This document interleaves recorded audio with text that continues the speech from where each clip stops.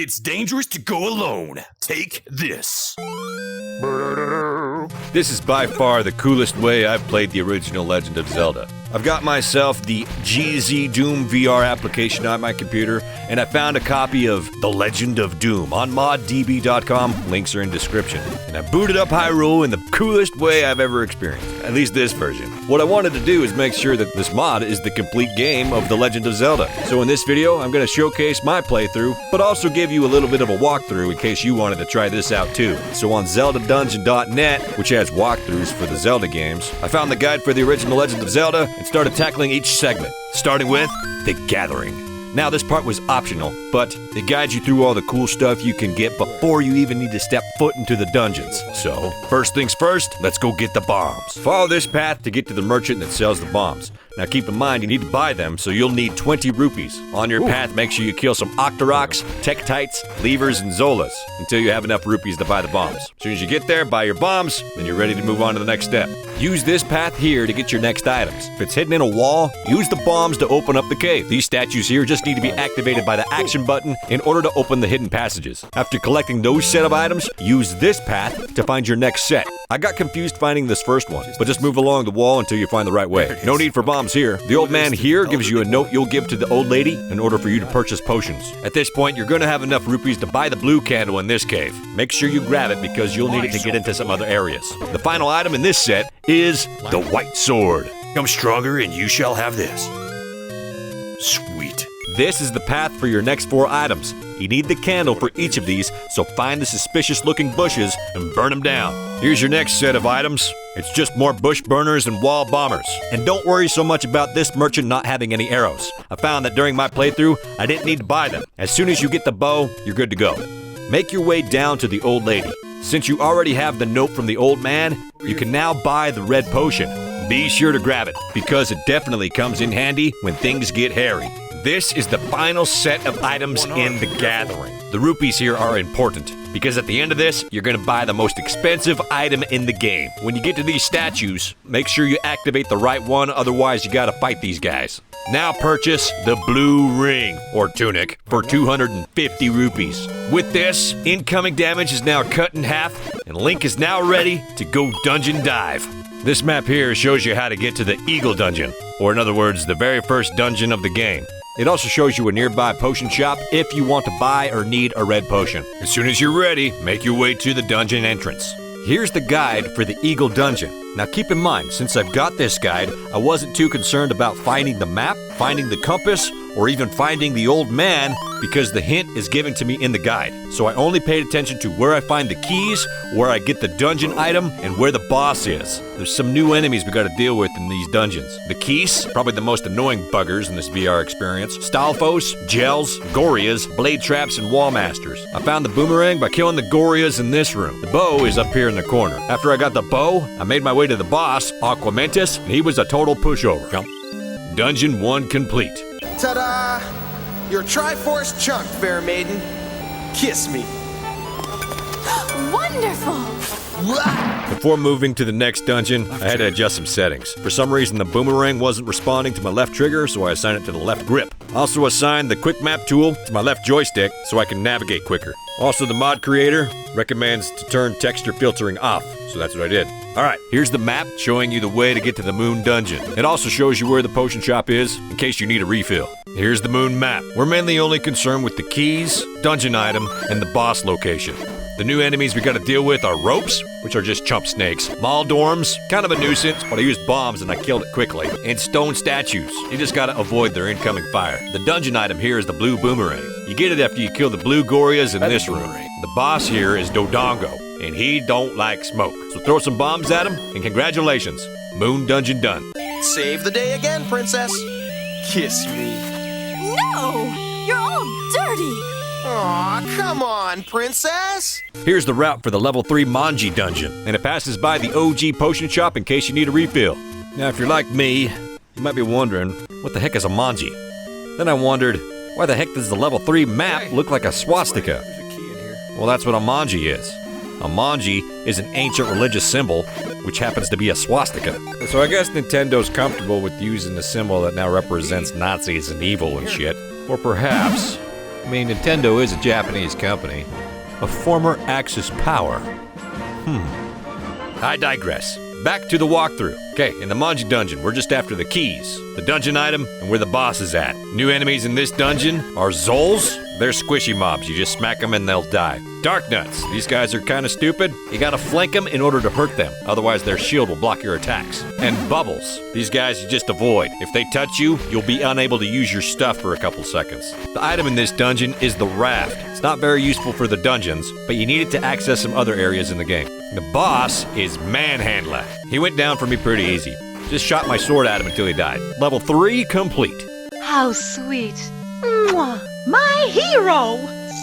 Okay, before we head to level 4, also known as the Snake Dungeon, we have one detour to make. Head over this way on your Overworld map, cross the water here with your raft, go down into this cave, and collect a heart piece. Now we're ready to go. Head back this way on the Overworld map, and let's get the Snake Dungeon done. This is the Snake Dungeon map. Dungeon item is here, boss is here. This dungeon introduces the dark rooms. Just use your candle in those rooms, and it'll light it back up.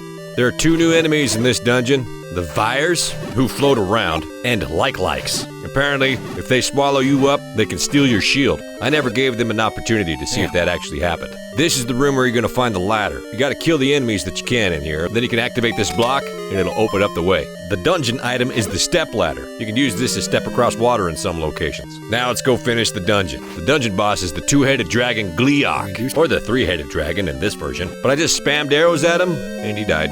Snake Dungeon done. Please let me give you a kiss to show my gratitude. Now that's what I like to hear. Back this way on the Overworld map, use the step ladder to cross the water here to collect this heart piece. Now travel all the way this way. You need the step ladder in order to access this area. And enter this area with all these statues. Find the right statue to get the power bracelet. You'll need this power bracelet to access the warp portals. But we'll get to that in a second. Power bracelet. Whatever that does. Head to the graveyard and find this grave in order to open this passageway to get the magic sword. Become stronger, you shall have this. Am I strong enough? Hell yeah. After you've got the magic sword, go ahead and come back towards where you got the power bracelet. Come up here, move this stone, and now you have a secret passageway that takes you to 3 different areas of the map. Head to the hills. Here's a potion shop in case you need it before we head into level 5, the Lizard Dungeon. The new enemies we face here are Pole's Voices and Gibdos. Nothing fancy about these guys. They went down the old-fashioned way. You need to get to this access way in order to reach the dungeon item after killing a bunch of blue dark nuts. The dungeon item is the flute, which you use on the boss. An old man here also has a bomb upgrade for 100 rupees, which I believe makes it so you can carry 20 bombs instead of 10. The boss Dig Dogger is here. Use the flute to shrink it, then kill it. Lizard Dungeon complete. Oh boy!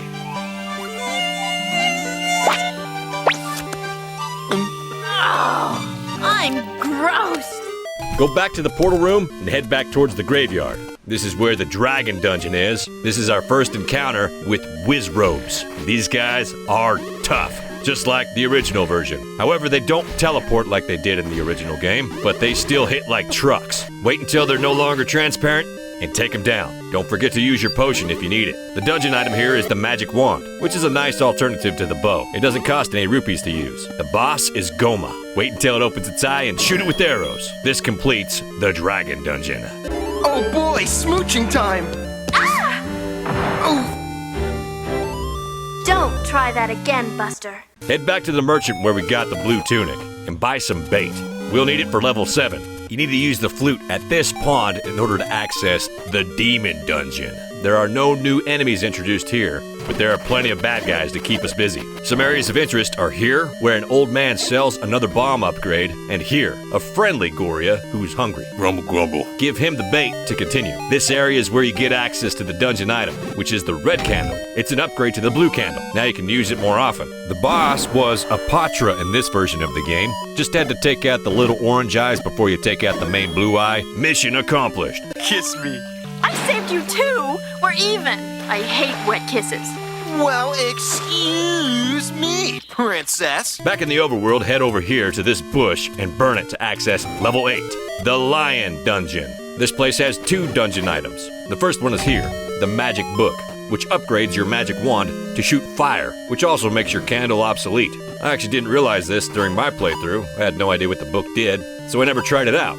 The other dungeon item is here, the magical key. Now you no longer need to collect keys, as this one will work on all doors. The dungeon boss is here, which is another Gleeok.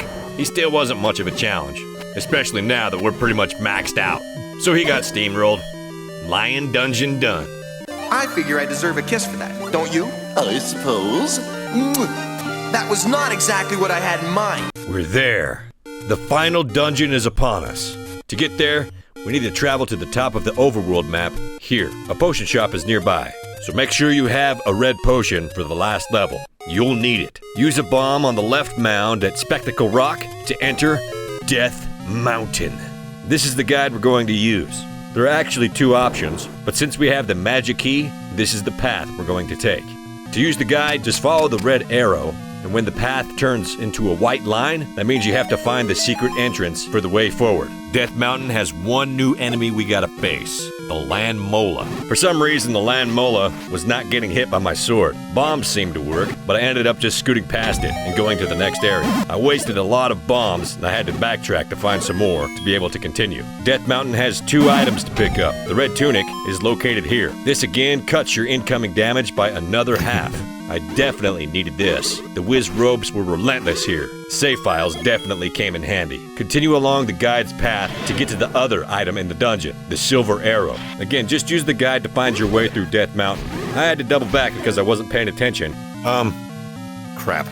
And I knew I needed the arrows to beat Ganon. When you get to him, he's gonna disappear and shoot fireballs at you. Try to determine where he is by the incoming blasts, and swing your sword in those areas until you hit him. Do this several times until he turns orange. As soon as he does, pull out your bow and shoot him with the silver arrow to take him out.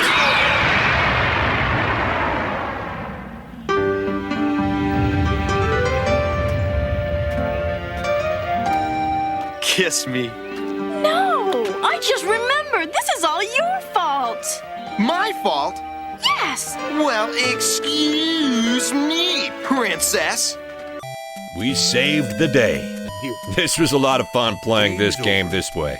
I did play The Legend of Zelda a while ago using 3D Send VR, which was also pretty cool, but this mod blows that out of the water. So kudos to D12 on moddb.com. This was awesome. Thanks for joining me on this short adventure. My next Zelda game to play is probably The Adventure of Link, also in 3D Sand VR. So stay tuned for that. Take care, everybody, and I'll see you later. This ends the story. Cool. That was fun. Now I never have to play that again. I want to play more Zeldas. Okay. Bye-bye.